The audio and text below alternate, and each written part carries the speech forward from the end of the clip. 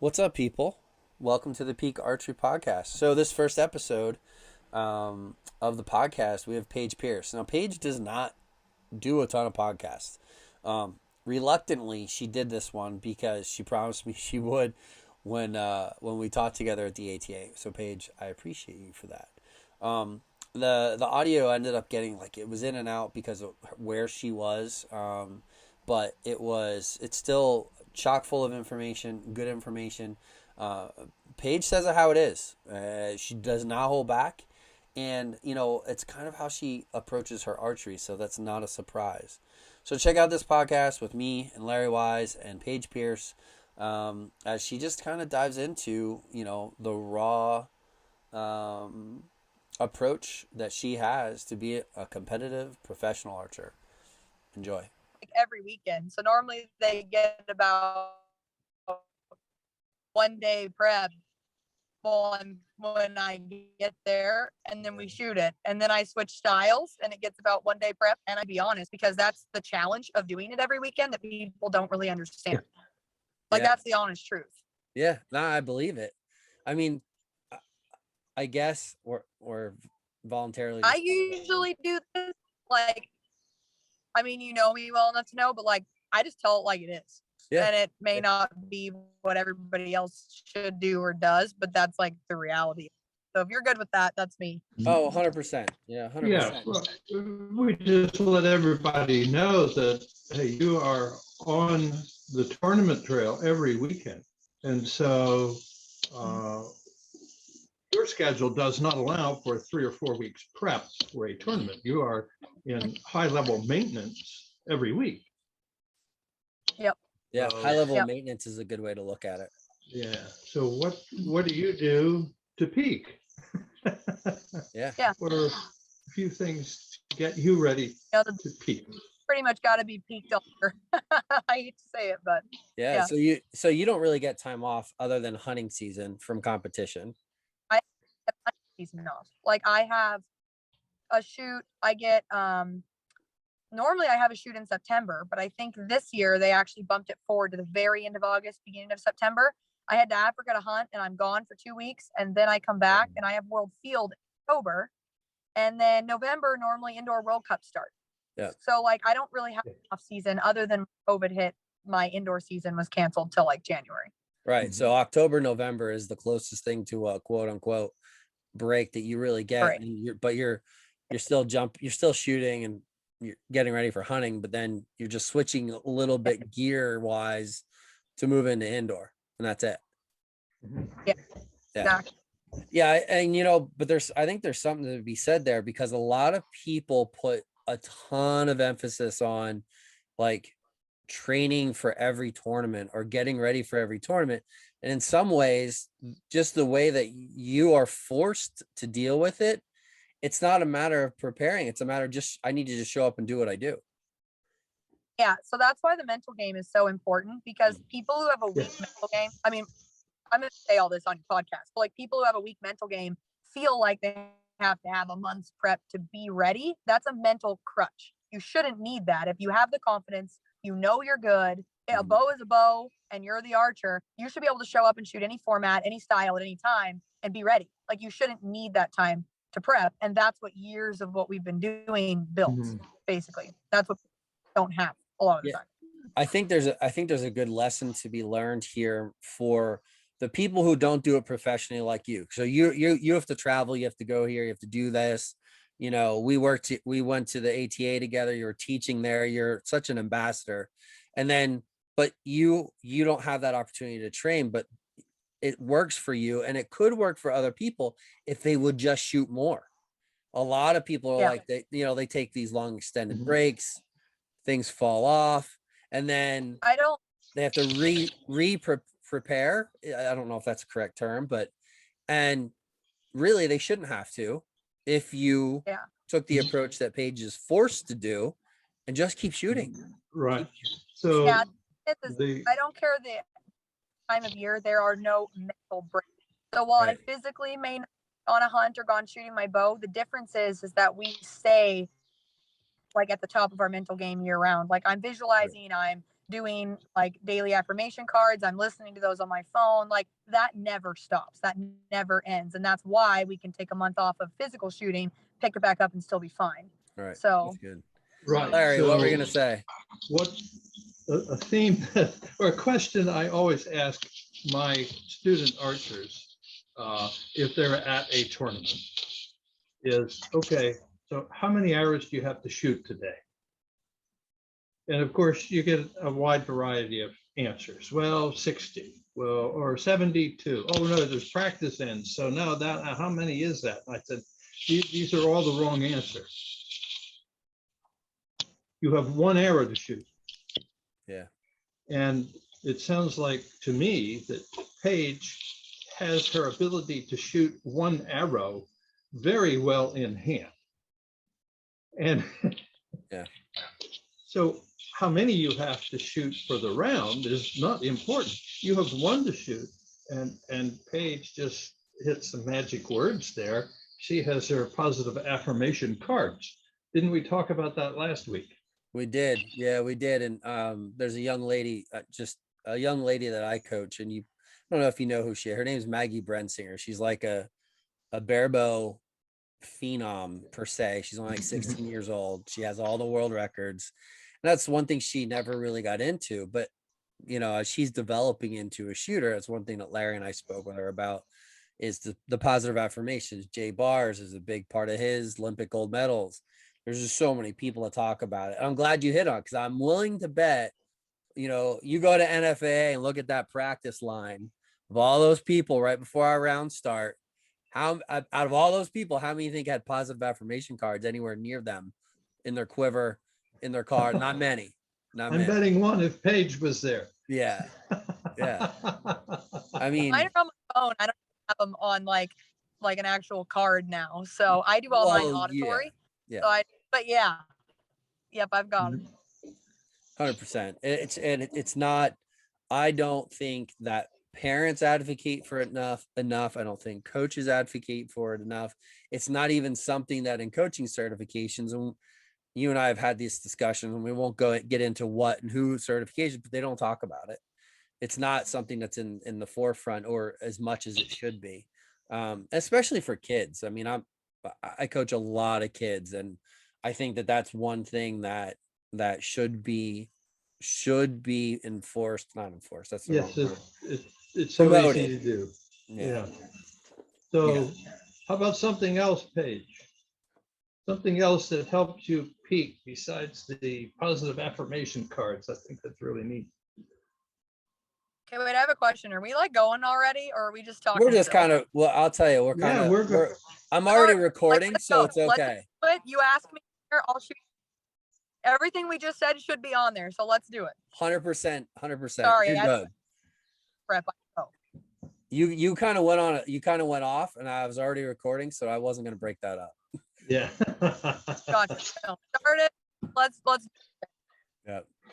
So, yeah. So go ahead. Just continue. Like Larry said, how about another thing that is something that you always do, something that is a mainstay in every tournament? Maybe it's not a practice thing. Maybe it's just something that you do.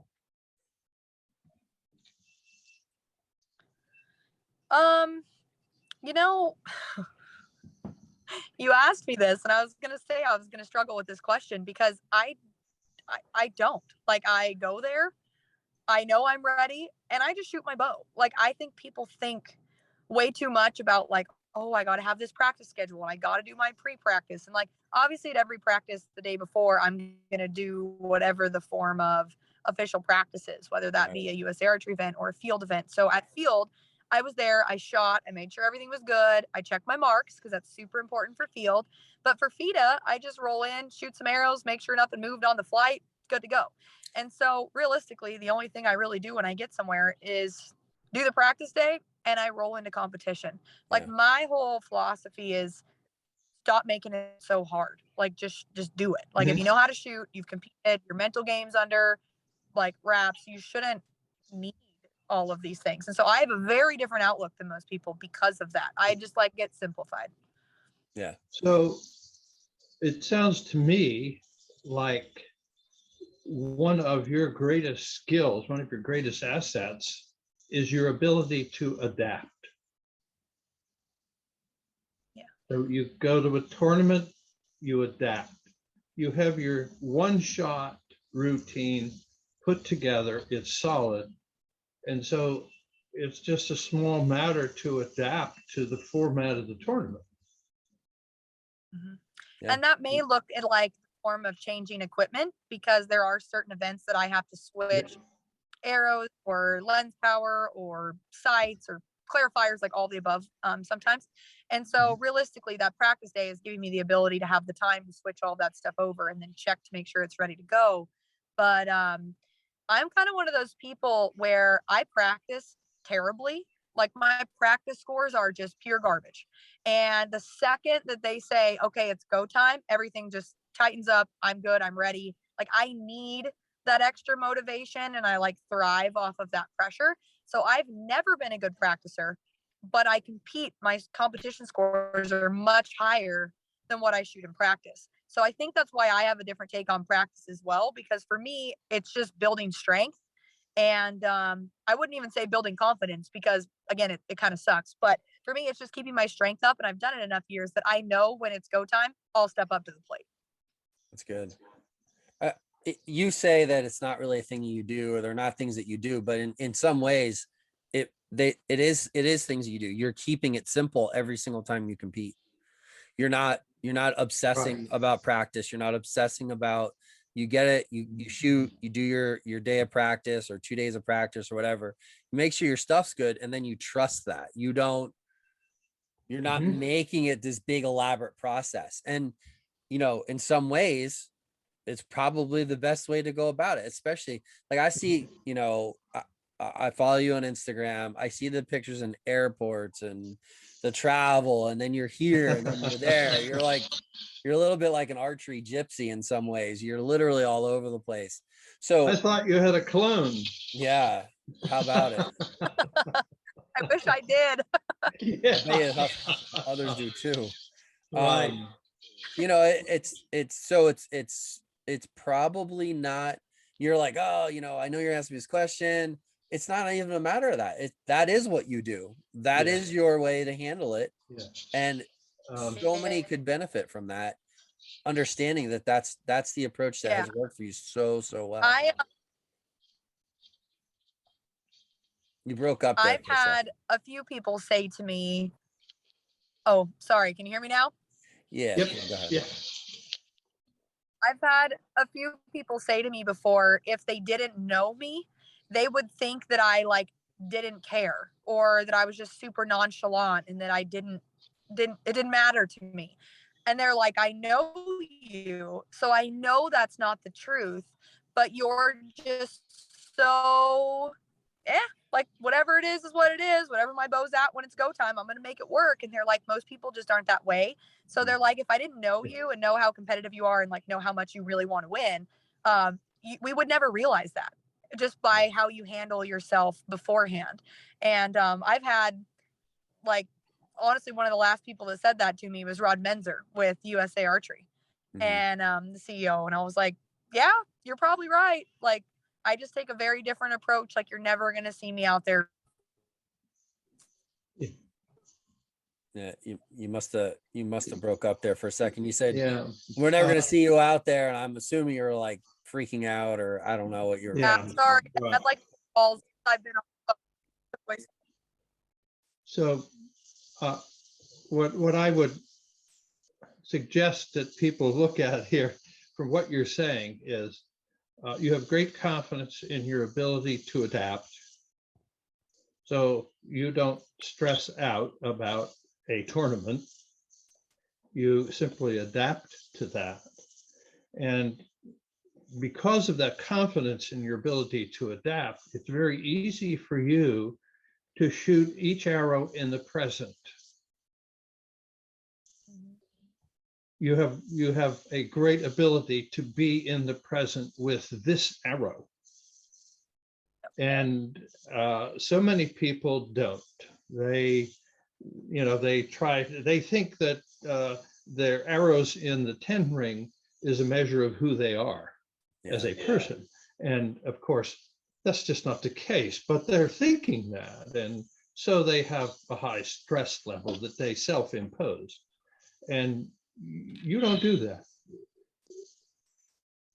Yeah. And that is great asset to have. Yeah, I've heard people say that about others. Go ahead. Sorry, Paige. Go ahead. Oh, good. I was just gonna say, unfortunately, like there's not that many people in archery that approach stuff that way. I think it'd be a lot easier for a lot of them if they did.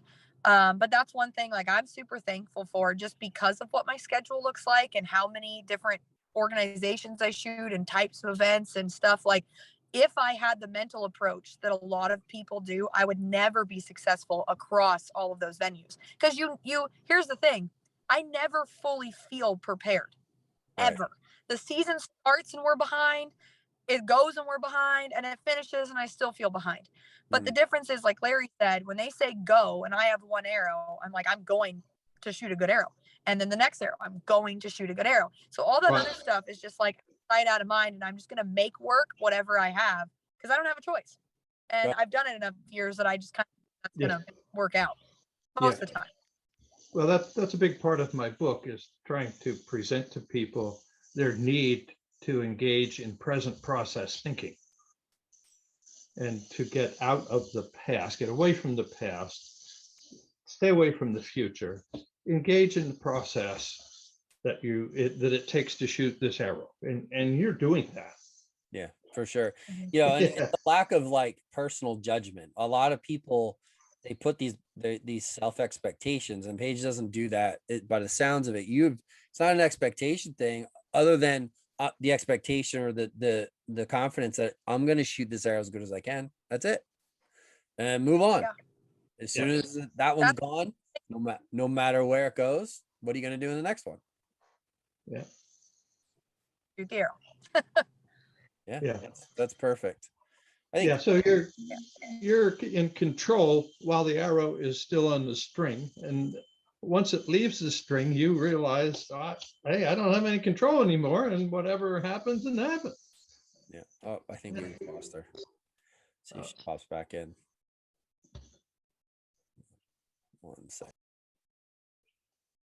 Like the storm was rolling in, and like she got out of the pool, and the wind was just howling and howling and howling. But you know. Yeah, we had a little bit of wind, and then a little bit of thunder. Yeah, it's coming through right now. Okay, I'm back. That was my 5th since I've been on with you guys. That's why I hate my life sometimes. Your 5th that one kicked me out. I'm sorry. Text message or phone? No, 5th phone call. Holy crud. It never stops. Hey, I know.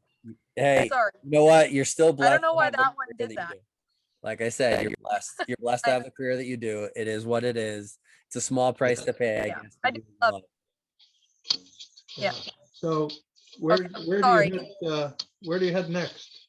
USA Nationals in Pennsylvania? Yes. So I have that one coming up, and then I fly straight from there to Montana for an antelope hunt, and then we're going to drive from Montana to Yankton for the Outdoor Target Nationals and the Dakota Classic. Then I'm actually the following day, when that ends, flying to Africa for a hunt, coming back, and then I have about 2 weeks until World Field. So then I'll be in full World Field prep, and I'll actually have 2 weeks to prep, like never happened. So that's cool. And then World Field. Holy crud!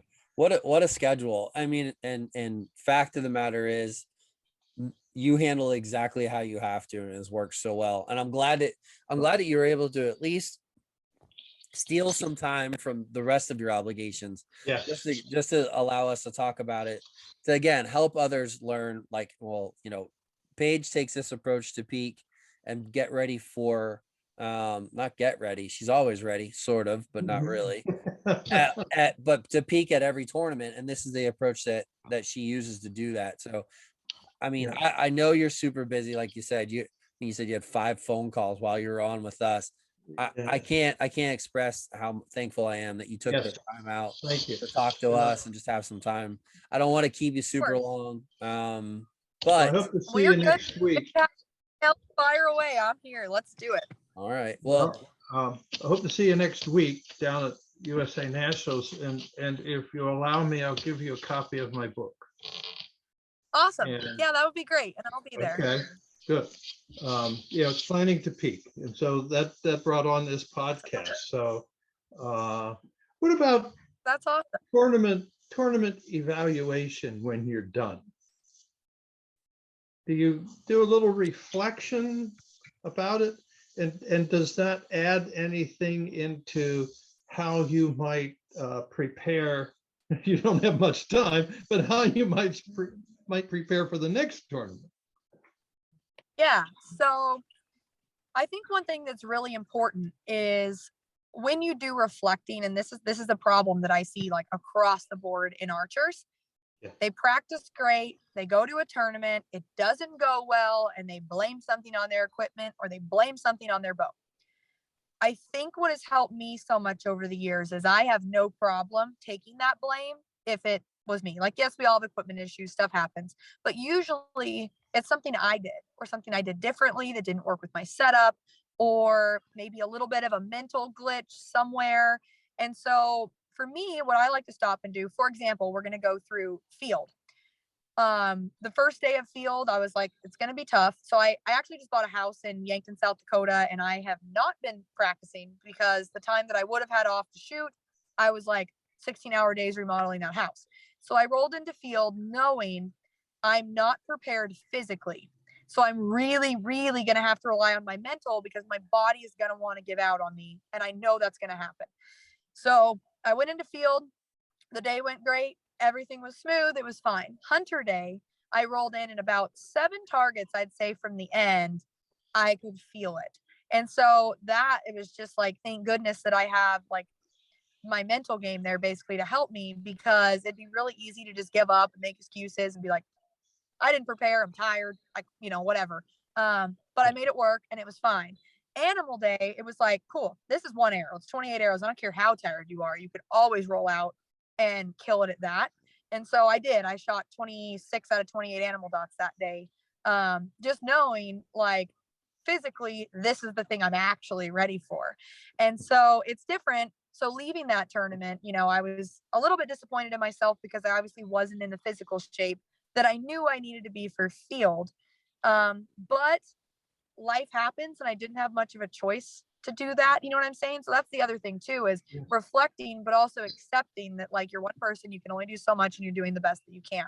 So then from there, going to an ASA, completely different ball game. It's nothing about the physical and not so much about mental. It then becomes a very, very equipment based game of trying to clear up your sight pictures, see the target, know where to aim, learn how to play that ASA game, which is something that I'm working on. And so for me, I get a very short reflection window to look back and say, what did I do well? What did I do poorly? And I fix that in 2 days before my next event starts. And most of the time I would like to say I do, and I can.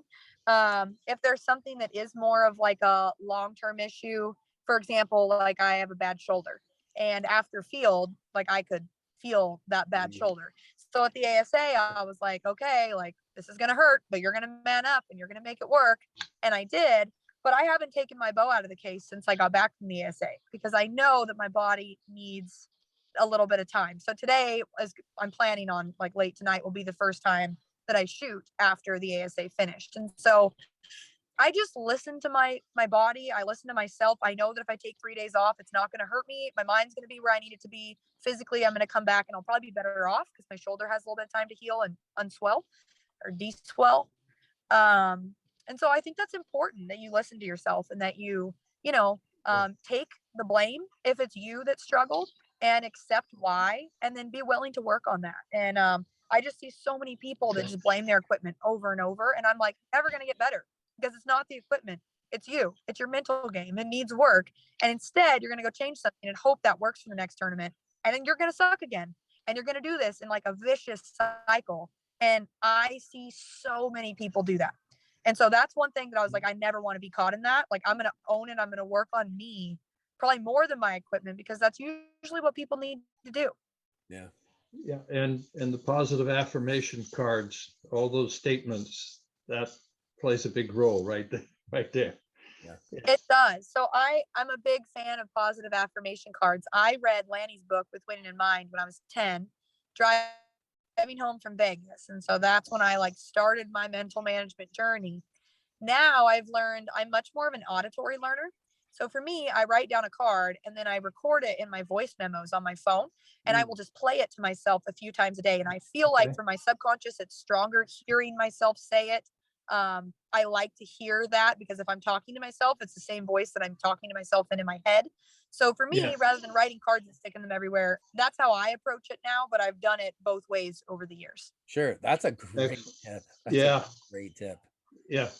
Yeah. That's use of the technology of the phone. Yeah. Just play it back to yourself.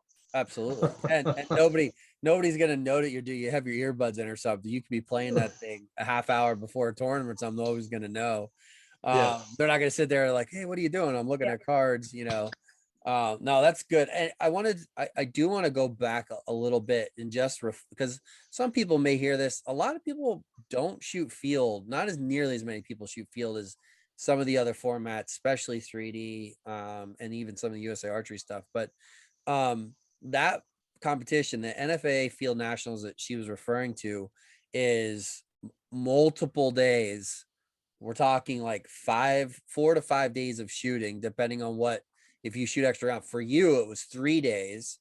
So, right, you only shoot the 3 days, correct? You shoot each round one time. Yeah, but it's 4 4 days. hours. And I shot enough arrows probably to 4. Okay.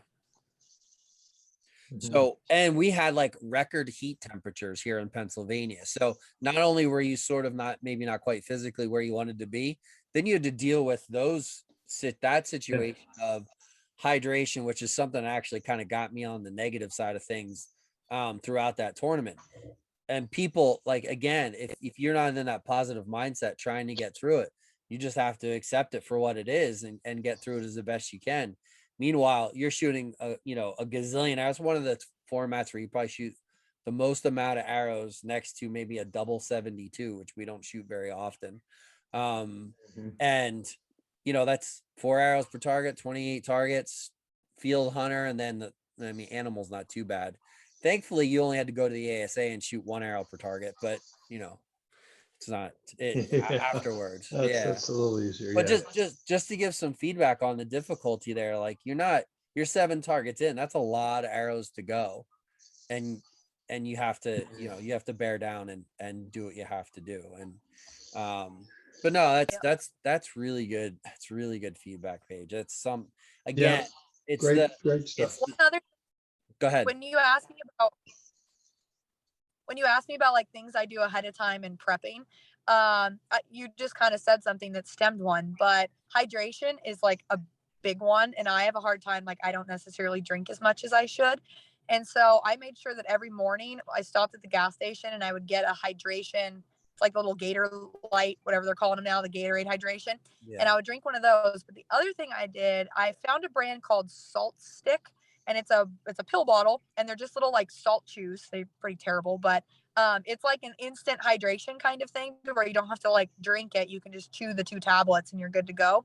So I always make sure that when it's hot, I have those in my chair. And I also take the little Gatorade juice. And there's another brand, I think it's Cliff Bar or something like that has the little energy juice.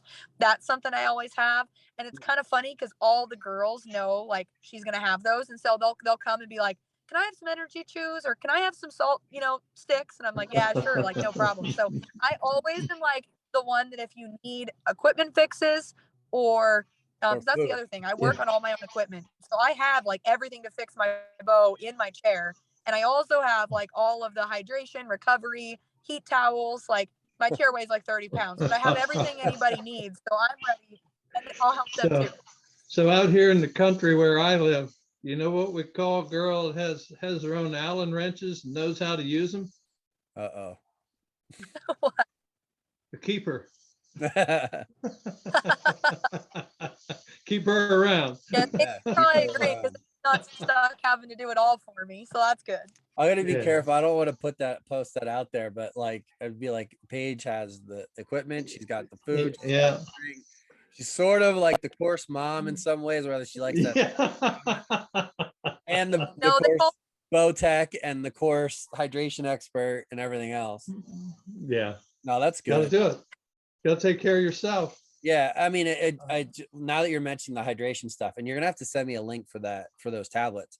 So that's actually what got me. I never shot barebow on a field course before. So Demmer and I went out Tuesday and practiced, and it was like 105 index. Yeah. And so we went out and shot. I already because I went out that day and I did not hydrate. I just went. I already started that tournament behind. I shot with a headache Wednesday and Thursday. One of the most my vision actually went blurry at one point, and the people I was shooting with, they were just like, you better try to. It's once you're behind, it's impossible to catch up. And I took 3 days. Yeah. Go ahead. What were you gonna say, Paige? So I keep the liquid IV packets in there as well. And I will not drink a water bottle without a liquid IV packet in it. So I'm like overdoing it. The other thing I keep, because if you get really hot, you're sweating and you are dehydrated, a lot of the times your eyes get dry, which makes them less clear. I actually keep hydration eye drops in my bag as well. So if that starts to happen, I can just hit it real quick and I can clearly, like, there's been years of thought put into all the stuff in that bag, but it's all about why you have the results that you do. It's not, it's experience. Yeah. I learned to do all of those things. I learned what my body needed. And when you go out to shoot field, you can't start behind on the water. You got to be ahead on that. Yeah, learned my lesson big time. Frank found that out. Yeah, and it is what it is. It's one of those things. But that's just for, I want to switch gears a little bit. That's why we started this podcast, because those items that you're talking about, those things, nobody's going to hear about that stuff. When you go and you win something, and you win a big tournament, they want to talk about the tournament. They don't want to talk about the journey of actually getting there that allowed you to win the tournament. And I think that's where the angle of this podcast is coming from. It's talking to coaches and shooters and this person and that person, and trying to fill the void of information that people truly don't get access to. Right. I think that's nobody saw me doing my running. Every day. Between tournaments. Larry used to run physically in the morning. In shape. So I think that's excellent. I mean, I'm 100% happy with the information we got. Larry, do you have anything else you want to ask Paige? Oh, no, just a big thank you, Paige. This is great. It's going to help a lot of people. We're going to keep getting the word out. More people will watch. Like, I could give you. Yeah, I don't know. I'm trying. You broke up. Sorry, there's nothing else. Yeah. Could you repeat that? Yeah, sorry. I just said I was trying to think if there was anything else that I could tell you or give you guys to use. Are you sure there's nothing else while you got me? No, we're good. I think I'm happy. Well, we can meet again. Yeah, good luck with that. Down the road. I don't know the conversation we had, Larry. She's like, I told him this is my last podcast ever. I'm not kidding. I get asked to do maybe 2 a day, like of hunting random, like, I knew you guys, so that's different. But like people I've never even talked to. Yeah. And so I feel horrible saying no, but like it's getting worse for me when I say yes. So I'm like, I have to like draw the line because I want to be respectful. I get it though. I don't know if I told you. This is kind of cool. When are you going to launch this? I have to edit probably. I'd say in the next couple of days. It won't take long. Okay. For me to do it. Well, if it's after the launch, if it's not, don't. But I did just fly to Yankton on an unplanned last-minute trip from the ASA. I was supposed to head home, and I'm actually going to be the official high performance coach for Mount Marty Collegiate archery team. Really? So I was taking that well, yeah, and so there's a lot of stuff. I've been on the USA Archery Board of Directors. I've been on the Athlete Advisory Council and the chairperson between the two, and the USA Archery Audit Committee, and all these different things. And my position was up for election, and so I decided not to rerun. But I'm still not getting that free time back. Now I'm going to go put it into the collegiate students. So that's exciting, that's cool. It is. It's going to be fun. I haven't said anything to anybody. Mount Marty, the college wanted to announce first, and then I could say something. So I thought they were going to announce like Thursday or Friday, but if they don't, then I'm not supposed to say anything until they do. But anyway, I'll wait. I don't want to. I'm not going to rush this. I have, like I said, I have my meeting tonight that I gotta get to, and I probably won't edit it till tomorrow. So you let me and then put that out. whenever they like do their official press release, I'll share it and stuff like that on both my pages and say, what I'm going to be doing. So then you'll know. Yeah. That's fine. And then you can but I'm really excited about that. I think it's going to be cool. So one thing I will say that you guys may want to know, but I never had a coach ever. I think I knew that through my whole, yeah.